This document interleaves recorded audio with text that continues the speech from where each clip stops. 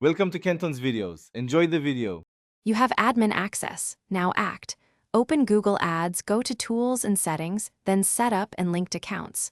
Choose YouTube and click Link to begin. Enter the channel URL or numeric channel ID, then press Continue.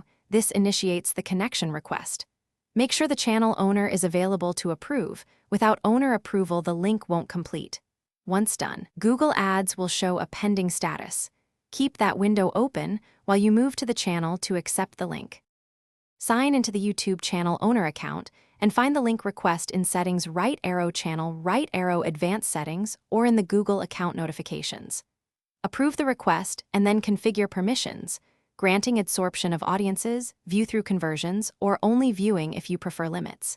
Next, return to Google Ads and select which assets to import: audience lists, remarketing, and conversion events. Make sure to map the correct lists. Mismatches create tracking gaps. Once configured, save and let data start flowing into ads. Verify the link shows active in Google Ads, and then wait 24 to 48 hours for audiences and conversions to populate.